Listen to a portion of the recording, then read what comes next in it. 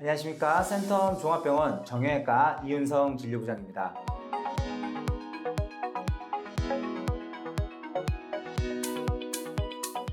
오늘의 주제, 통풍입니다. 자, 오늘은 특별히 유마티스 내과 문동혁 과장님 모시고 통풍에 대해서 이야기 나눠보고자 합니다. 소개 부탁드립니다. 네, 안녕하십니까. 저는 센텀 종합병원에서 류마티스 내과 진료를 맡고 있는 문동혁 과장입니다.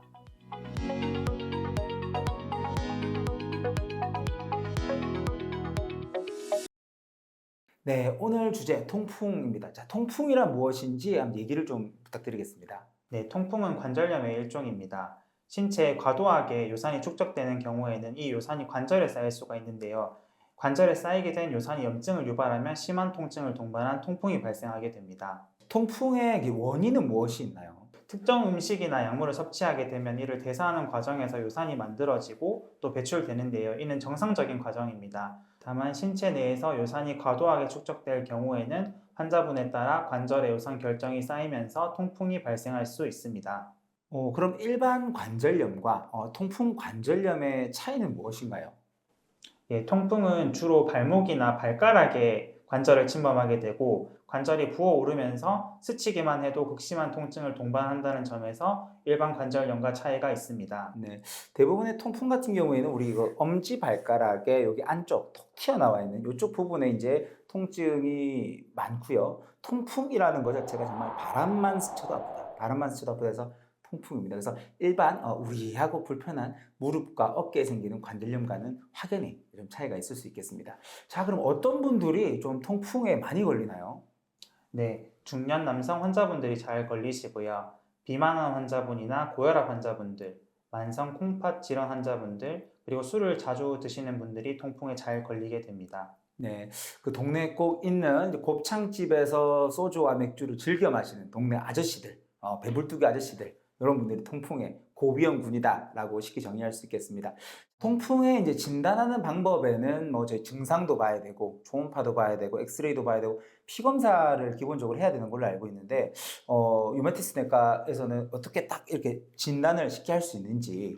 일단 부어오른 관절이 발가락 관절인 경우에 초음파를 확인하면 확실히 알 수가 있습니다. 피검사의 경우에는 요산 수치가 정상인 경우도 있기 때문에 발가락이 아프면서 초음파를 보면 확실히 알 수가 있습니다. 대부분 이제 요산 수치로 우리가 통풍을 진단을 하는데 피 검사보다는 초음파가 조금 더 정확하다라고 이제 얘기를 해주셨고요. 이 부분은 꼭 좀 기억을 해주셨으면 좋겠습니다. 자, 통풍 치료 방법에는 어떤 것들이 있나요?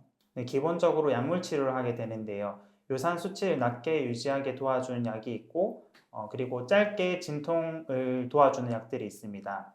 요산 수치를 낮게 유지하게 도와주는 약에는 페뷰릭이나 자일로릭과 같은 약들이 있고 진통을 위한 약에는 콜킨이나 엔세이드 그리고 스테로이드 등이 있습니다.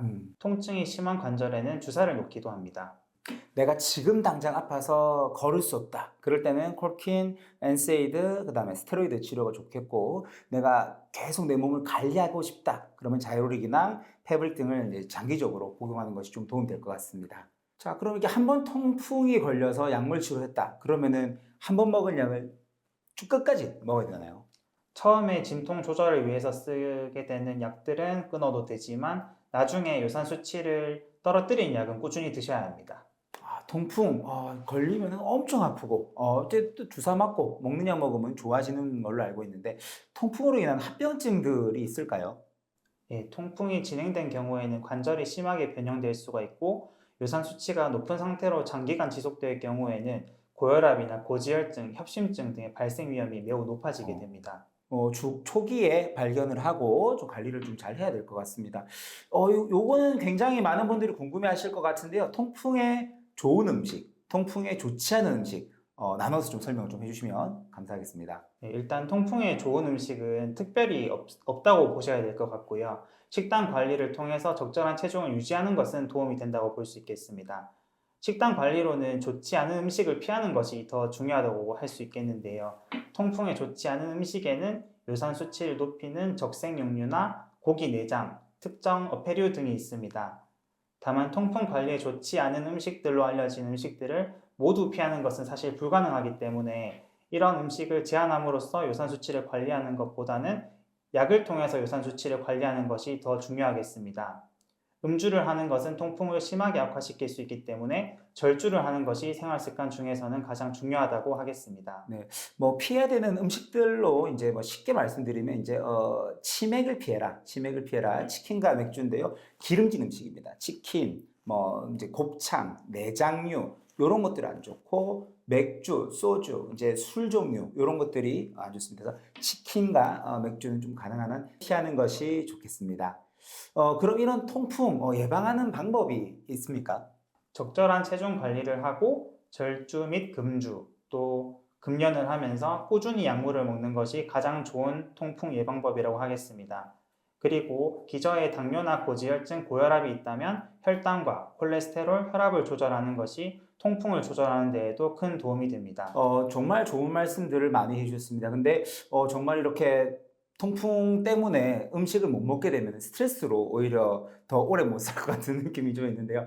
주변에 꼭 있는 술을 좋아하는 통풍 환자들이 먹을 수 있는 음식, 먹을 수 있는 술, 그 다음에 어쩔 수 없이 음주를 해야 된다라고 하면 할 수 있는 꿀팁 같은 것들 조금 나눠줄 수 있으신가요?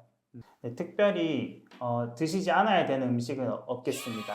그리고 술 같은 경우에는 양주 중에서는 위스키나 보드카가 조금 요산 수치를 덜 높인다고 알려져 있어서 그런 술들이 낫다고 하는 보고가 있긴 있고요.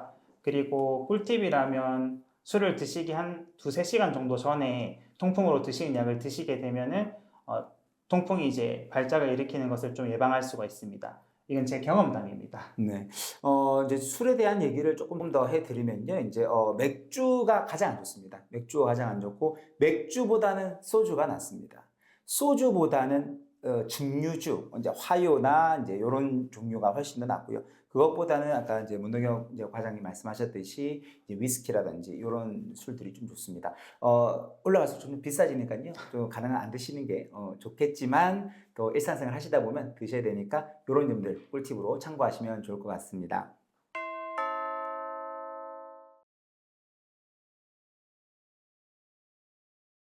네, 초기에 일단 통풍을 진단해서 치료를 하게 되면 관절 변형을 막을 수 있고 그리고 초기에 약을 쓰는 그 기간도 줄일 수 있기 때문에 그 약제의 부작용도 줄일 수가 있습니다. 다만 그 평생 드셔야 되는 요산 수치 저해제는 꾸준히 드셔야 되겠고요.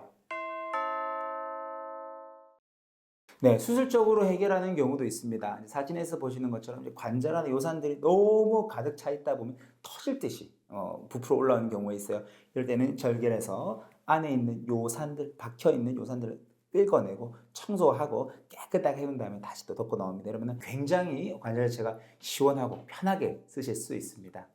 네, 수술을 하시더라도 다시 그 관절에 염증이 침착되는 것을 막기 위해서는 약을 꾸준히 드시는 것이 필요하겠습니다.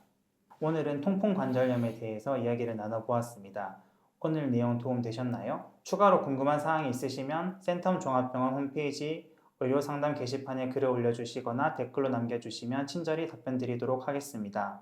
언제나 여러분의 관절 건강을 책임지는 센텀 종합병원이었습니다. 감사합니다.